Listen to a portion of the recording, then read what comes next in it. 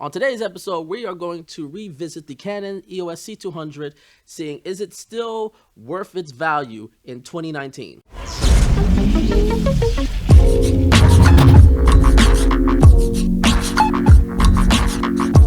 What is up, everybody? James Jackson here. I'm back again with another video. If you're new to the channel, I am a video director, cinematographer, and on this channel I basically review video products, video gear, as well as provide tips and tricks to the filmmaking industry and how to sort of just help grow and bring success to your career. So if you like the content here, please make sure to subscribe to the channel and hit that bell to stay up to date on all the videos and content that we create here.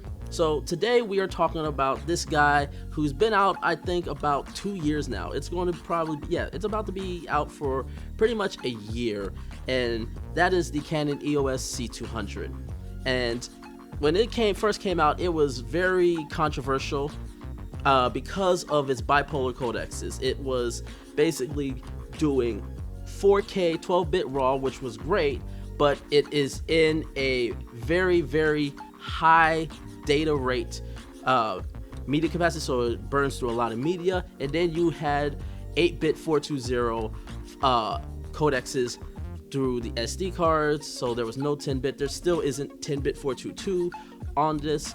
And I bought the camera about a little bit over a year ago right now, and I sort of wanted to go about, through my experiences, because I've used this camera probably through all different types of video work. I've done it for music videos, I've done it for weddings, I've done it for commercial shoots, I do it for my vlogs as well.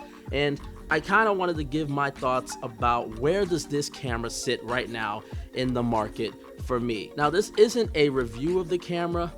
I actually have already done a review. If you haven't seen it, I'll definitely leave a link in the description below, but make sure to check it out. I go through all the things, what I like, what I don't like about the camera. Today is sort of more about revisiting the camera and sort of where does it sit right now in the market. Now, when I made this review, I declared this camera the best camera for under $10,000 if you are purely doing video work when I first did the review. And since then there's been a lot of great cameras that have came out. There has been obviously the big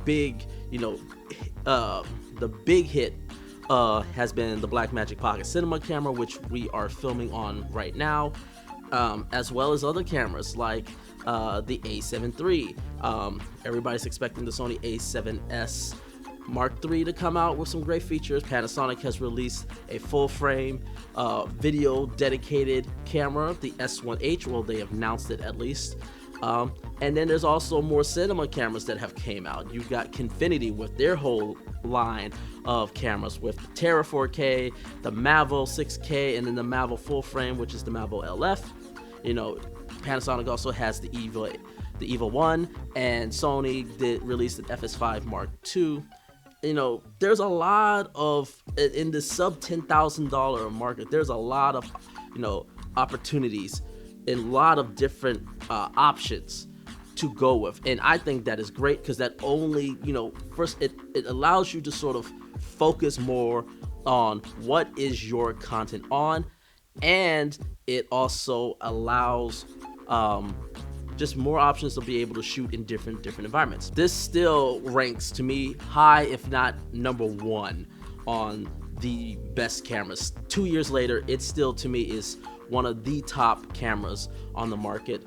And simply because for one key features, there's others, but the main thing is there is no camera right now that can shoot 12-bit 4K RAW internally that also has continuous autofocus, good continuous autofocus, let alone. With all of its features, its functionalities, and the image quality is still great, it's a camera that makes me always want to try to grab for it first, even though I have a whole bunch of different options that I can use with. Like I said, I love my Pocket Cinema camera 4K.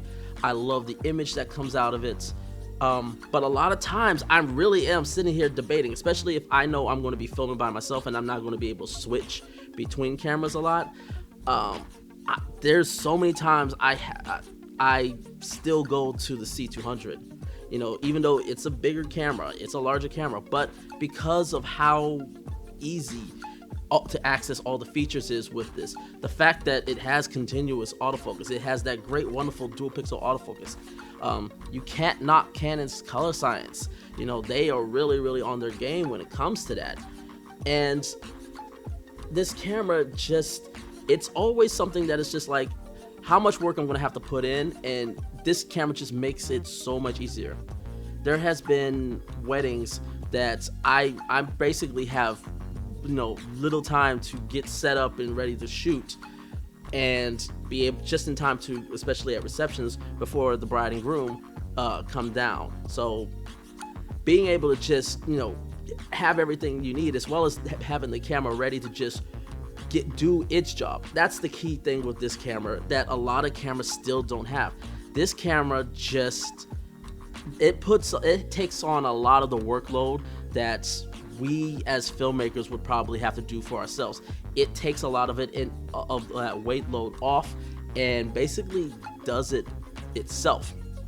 Now, there is still some drawbacks, like especially if I'm like out walking, obviously being, you know, the size of the camera that it is, it's definitely draws attention. So, you know, in cases where I need to be a bit more discreet, I will probably definitely go smaller, maybe with a pocket 4K, or maybe with my A6400s, or even smaller, even more discreet with my DJI Osmo Pocket, you know. But in terms of where I need to deliver high quality at the highest level of quality at the most fastest and easiest way to do it, this camera is just really the one to go with. Let's say easily start off with the Blackmagic Pocket Cinema Camera 4K. The battery, everybody knows about the battery life. I'm not going to go into the battery life, but this is a much more easable battery. This gives me 40 minutes on one battery. Just the single battery that comes with this camera, I get about an hour and a half of runtime in 4K 60. Can't say that on about a lot of cameras. If I put on the core V-mount plate, I get over 3 hours. The other thing is compared to the Pocket Cinema Camera 4K, is the fact that it's almost ready to go. I don't need to have to set up a different monitor. I don't need to set up I don't need to sort of configure audio imports or sort of set it up. With the Pocket 4K, I do. The dual pixel autofocus is just so damn good, and it makes things so much easier just to get the shot. Because ultimately, people say, you know, pros don't use autofocus, and I still hear that a lot. But yeah, I guess Philip Bloom, I guess Armando of Mondo Bytes, Rubidium of the Crimson Engine, you know, people that get paid to produce the content they produce, they're not professionals, you know, but because they all use this camera, they all use the autofocus.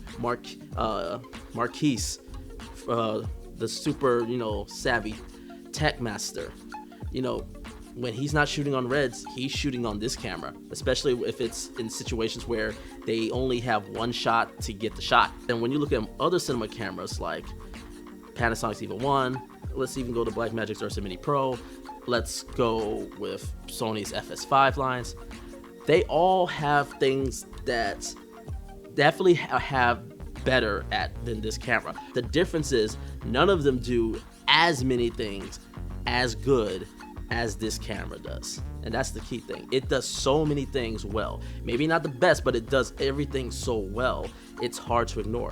The body setup, the way the body is, it's definitely in a box format. It's easy to set up on gimbals, which, you know, a lot of the other cinema cameras is a lot more difficult to set up because they tend to be longer. You can put this on one-handed gimbals, not necessarily, the other ones can't necessarily do that. And then when you got the smaller cameras like the A7 III, the Panasonic S1H, the S1, you know, all these other mirrorless DSLR cameras, well, then they all don't have ND filters, they all don't have professional XLR inputs, most of them don't even have full-size HDMIs. They definitely don't have SDIs. The list goes on and on and on, and these are all different professional features that you can put right into this camera. And the big difference obviously is none of those smaller cameras can shoot 12-bit RAW internally, which in my commercial work is huge. It's critical. It's one of the biggest things that helps me, deliver the quality content that I like to deliver to my clients.